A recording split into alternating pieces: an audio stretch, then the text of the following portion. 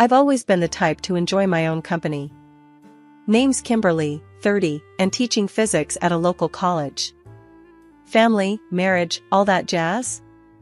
Not really on my radar. Got this nice little place all to myself, a legacy from my granddad.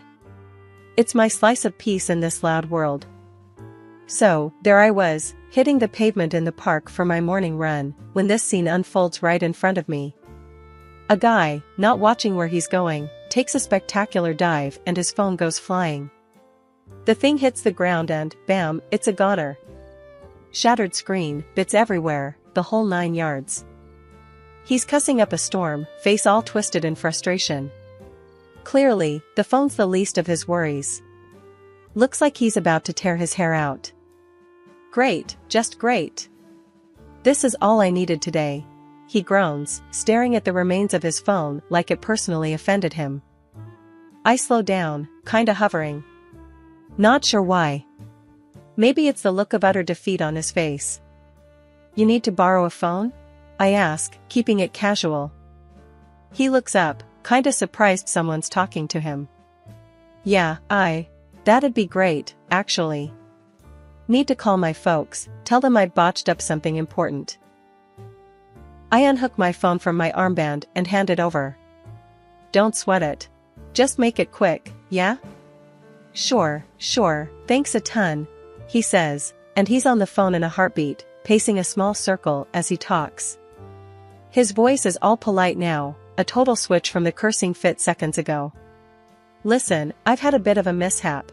He's glancing at me, a silent plea for a bit more time. I nod, letting him know it's all right. Finishing up, he hands back my phone with a sheepish look. Thanks. I owe you one. I'm Jack, by the way. Kimberly, and forget about it. Just try not to smash it next time, yeah? I say, half joking. He chuckles, running a hand through his hair. Deal. I'll make it up to you. Coffee, sometime? I raise an eyebrow. You planning on throwing the coffee at the ground too? He laughs, a genuine, hearty sound.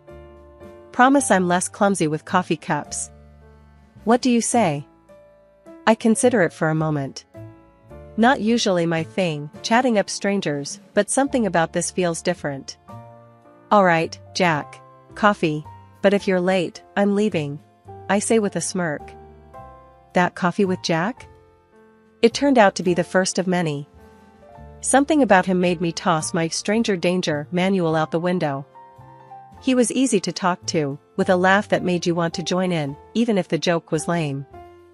We found this little hole-in-the-wall cafe, the kind where the coffee's strong enough to put hair on your chest and the owner knows everyone by name. We became regulars, our conversations stretching from physics to philosophy to the downright ridiculous.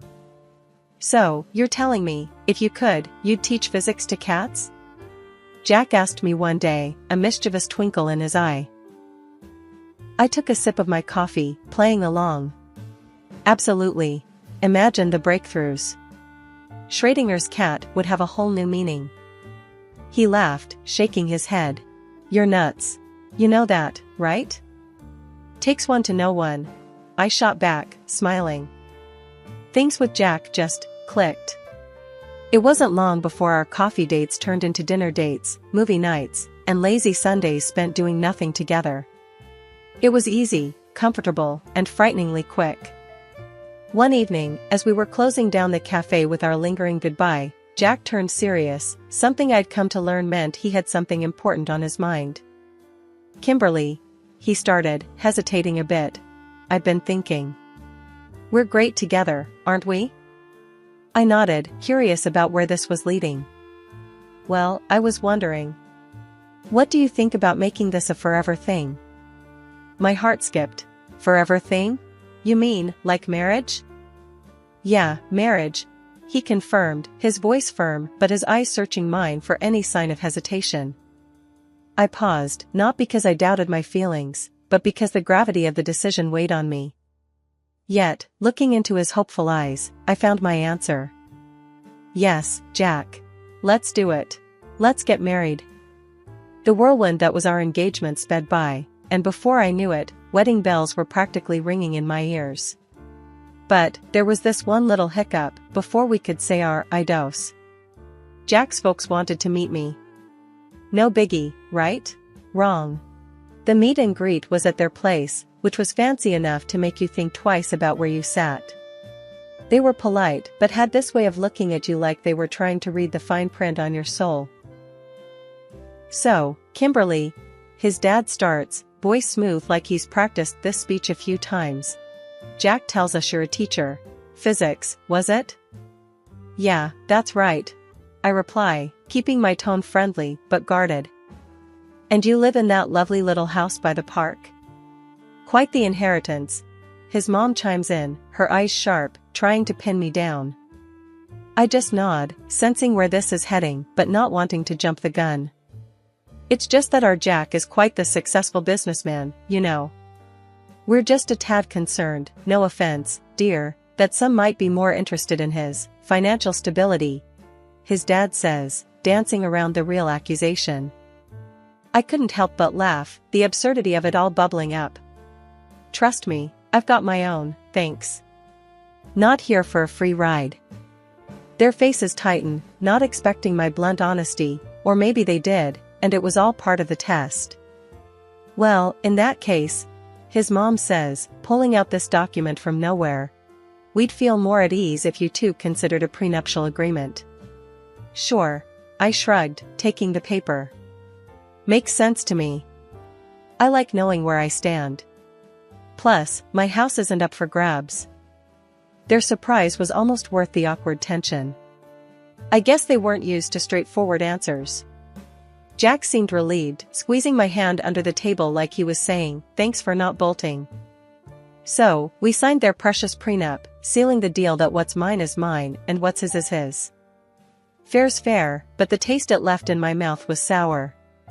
Made me wonder what kind of family I was marrying into. Living with Jack in my granddad's house started off as a dream. We'd laugh over burnt toast, dance in the living room to no music, and make plans for every inch of the garden.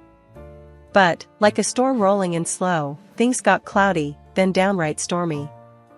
And wouldn't you know it, the storm had a name, Jack's parents. These two could give lessons in arrogance. From day one, it was like I signed up for a third and fourth roommate who had a key but never heard of rent. They'd swan into our place like it was a diner, feet up, waiting for the special of the day. And when they hinted they wanted to go on this fancy cruise but their wallets were too thin, they looked at me like I was the bank. The day I told them no, you'd think I'd declared war. They threw a fit, calling me stingy, saying I hoarded my cash like some dragon sitting on gold. Word gets around, and soon Jack's asking why I'm not more generous with his folks. Generous? Jack, they practically live off us as it is. I snapped back one night, after his parents had left our sofa and our fridge emptier than promises. Their family, Kim. We're supposed to help out, he argued, missing the point by a mile. Helping's one thing. Being taken for a ride's another. Your folks think my money's theirs to spend. That's not happening. Jack went all quiet then, the kind of silence that's louder than shouting. His parents did the same but in their way, by suddenly vanishing. No drop-bys, no calls, nothing. They were offended because I wouldn't fund their holiday spree. Called me greedy behind my back, said I was living too tight, all because I wouldn't open up my granddad's safe to splurge on them. Ah, the safe. That hulking piece of metal was more than a place to stash away a few valuable bits and bobs, it was a slice of history, a connection to my granddad. But to them? Just a vault they hadn't cracked. The calm month without Jack's folks was like the quiet before the storm. It was a Tuesday, the kind of day you don't expect anything out of the ordinary. I was late coming home from work, bogged down with papers and the remnants of a headache that wouldn't quit. Walking in, I found Jack's parents parked on our sofa, remote in hand, flipping through channels like they owned the place. Evening, I managed, trying to keep the edge out of my voice. Oh, there she is. We were wondering if you'd join us tonight, his mom said, without looking away from the TV. I glanced at Jack, hoping for some backup, but he was engrossed in something on his laptop. Sighing, I headed to the kitchen, only to find they'd helped themselves to leftovers I was planning to make into dinner. That was it. I was done playing nice.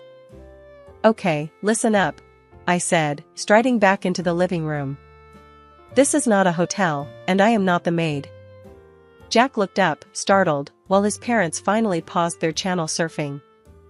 What's gotten into you? His dad asked, frowning. I'm tired, I shot back. Tired of coming home to find you two camped out here, eating my food, and treating this place like it's yours. It's not. The room went silent. You could have heard a pin drop, or in this case, the tick of the clock, marking the moment everything changed. His mom stood, smoothing her skirt. Well, I never. Here we thought we were family, but clearly, we were mistaken. That's not what I'm saying, and you know it. I'm just asking for some respect, some space. I tried to explain, but the look on her face told me she wasn't buying it. Jack's dad chimed in, his voice cold. Seems like someone's true colors are showing. We just wanted to be close to our son, but apparently, that's too much for you. I looked at Jack, searching for some sign of support, but he was torn, caught between us and them. Maybe it's best if we leave, his mom said, her voice laced with hurt I wasn't sure was entirely genuine. Maybe that is best, I agreed, more to myself than anyone else. They left, and with them, the false pretense of one big happy family. Jack and I stood in the silent aftermath, the rift between us wider than ever. The breaking point hit like a wrecking ball. Jack had always been a bit of a mama's boy, but I never figured it would get this bad. His folks? They had their hooks in deep, and Jack danced to every tune they played. It wouldn't have been so bad if it stopped there, but no, Jack started treating me like I was part of the staff in my own house. Hey, can you whip up something nice for dinner?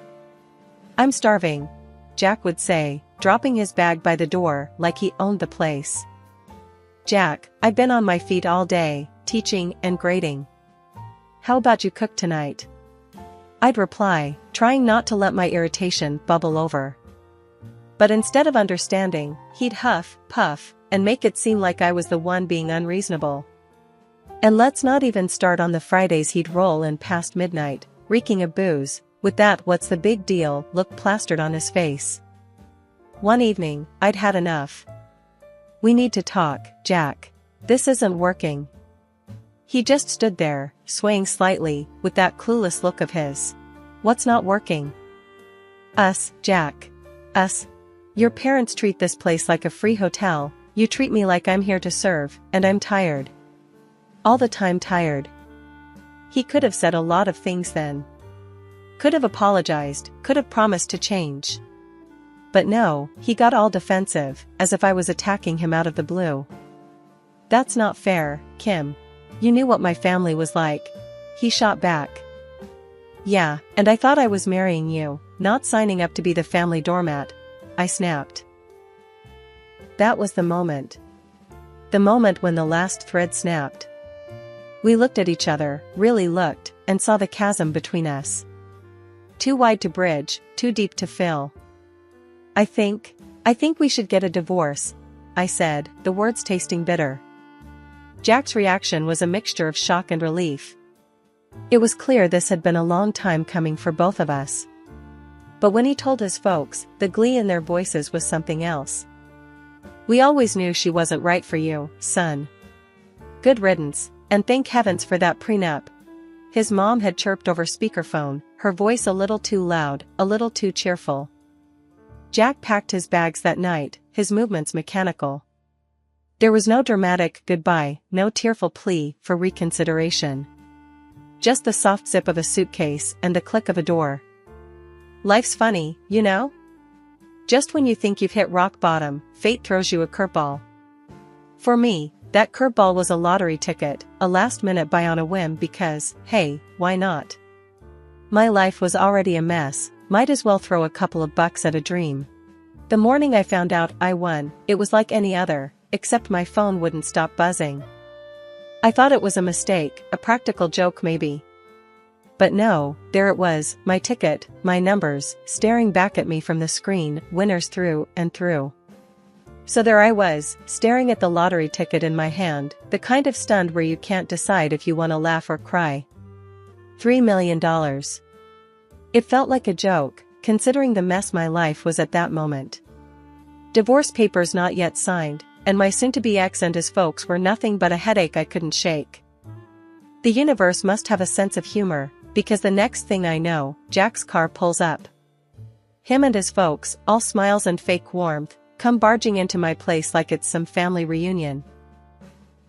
"Kim, darling, we heard the news. What a blessing." His mom starts, laying it on thick. "Let's put all this unpleasantness behind us, We're family." Jack chimes in, all hopeful. "Yeah, babe, think about it. We can start fresh, really make a go of it this time." I couldn't help it, I laughed. Not the happy kind, but the kind that's sharp around the edges. "Start fresh? With what, your folks running the show?" "No thanks. I'm good." Then Jack, oh Jack, he gets this look, like he's been wronged, and says, "Come on, Kim. That's cold. You know I deserve half of that money. It's only fair." "Fair? Let's talk about fair, Jack. You and your parents treating me and my place like some kind of free-for-all, and now you want half of my win? Not happening." His face went all kinds of red, anger, embarrassment, take your pick. His parents, too, looked like they'd swallowed lemons, all puckered and sour. "According to our prenup, that money is mine. All mine. You got that?" I said, holding his gaze, feeling a kind of power I hadn't felt in a long time. He sputtered, looking to his folks for backup, but I wasn't done. "And just so we're clear, this ticket," I waved it in the air, before sliding it into my safe, "is staying right here, under reliable protection." Their eyes, oh man, their eyes were like cartoon characters, almost popping out of their heads. It would have been funny if it wasn't so pathetic. Jack tried to argue more, but I cut him off. "No, Jack. It's over. This ticket is my ticket out of this mess. Our mess. And you're not getting a dime." They left after that, not much else they could say. The door clicking shut behind them sounded like the end of an era. My era of playing the good wife, the understanding partner. Then I rang up my sister, spilling the beans about my sudden windfall. We spent hours on the phone, dreaming big, trips abroad, fancy cars, you name it. The kind of chat that leaves your cheeks aching from smiling too much. "And guess what?" I added, as our call was winding down. "Jack's already got his eyes on the prize, acting like we're suddenly best buddies again." My sister cackled on the other end. "You'd better hide that ticket somewhere Fort Knox couldn't crack, especially from those vultures." I laughed. "Oh, please, I've got it all under control. It's tucked away nice and safe." Fast forward a week, and I'm jetting off to a teaching conference, my mind a whirlwind of lectures and potential networking. Not once did I suspect what was brewing back home. Coming back to an empty space where my granddad's hefty safe used to sit, you'd think I'd freak out. But no, I just burst out laughing. Knowing Jack and his folks, I had a hunch about who the culprits were. Sure enough, as the sun dipped and the evening rolled in, Jack's frantic voice came blaring through my phone. "Kim, you need to fix this now," he was practically shrieking. "Fix what, Jack? The fact that you and your parents are a bunch of Keystone cops?" I couldn't help the snark. "It's not funny. We're at the police station. They think we tried to steal the lottery ticket." His voice was a mix of panic and disbelief. "The ticket. Oh, that precious piece of paper. Except, the real kicker? The one in the safe was a decoy, a copy I'd made just for kicks. The real deal was with me, secure in my purse." The image of them, huddled around my granddad's old safe, visions of dollar signs in their eyes, only to find a worthless piece of paper, was too good. I howled with laughter, the sound echoing off my empty walls. You mean to tell me you stole my safe for a fake ticket?" I managed between fits of laughter. There was silence, then a muffled curse. You can't do this to us, Kim. It's not right. Right? Jack, the moment you decided to break into my house and steal my stuff, you threw right out the window. Enjoy explaining that to the cops. The call ended with a click, and I spent the rest of the evening laughing, the sound bitter but liberating. Imagining their faces, the moment they realized they'd been played, was a balm to the months of turmoil they'd put me through. The next day, I headed to the police station to give my statement. The look on Jack and his folks' faces when I walked in was priceless. They looked like they'd seen a ghost, a mix of guilt and sheer panic. Kim, thank God you're here. Tell them this is all a misunderstanding, Jack blurted out, his eyes darting around, looking for an ally in me. I just stared at him, letting the silence hang heavy for a moment. A misunderstanding? Is that what we're calling breaking and entering these days? His parents started in on their spiel, tripping over their words, trying to paint themselves as victims of circumstance. It would have been comical if it weren't so pathetic. Listen, I only came here to make things right, I said, cutting through their babble. Jack perked up, a glimmer of hope in his eyes. So, you'll help us? I nodded, reaching into my bag. Yes, by giving this to the officers. I pulled out the real lottery ticket, the legitimate claim to my winnings, and handed it over to the police officer standing by. Jack and his parents gasped, their faces going from hopeful to horrified in a split second. That's the real ticket. The one you all were so desperate to steal was a fake. A decoy, I stated, my voice steady and clear. The officer took the ticket, looking between it and me. This will certainly help clear things up, he said, noting down something in his notebook. But why? Why would you trick us like that? Jack's mom wailed, looking every bit the part of a wronged party. Why? Maybe because breaking into someone's house and stealing is wrong. You brought this on yourselves, I retorted, my patience wearing thin. Jack stood there, mouth agape, as the realization sank in. So, what now? Are we going to jail? That's not for me to decide, I said, turning to leave. But maybe next time, you'll think twice before betraying someone who trusted you. After the whole debacle with the fake lottery ticket and the stolen safe, things moved pretty quickly. The cops had enough to open a criminal case against Jack and his folks for breaking and entering, not to mention the attempted theft. It was a mess, but a part of me felt vindicated seeing them finally face some consequences for their actions. The divorce papers came through not long after. Signing them felt like lifting a massive weight off my shoulders. It was official, I was free from Jack and all the drama that came with him.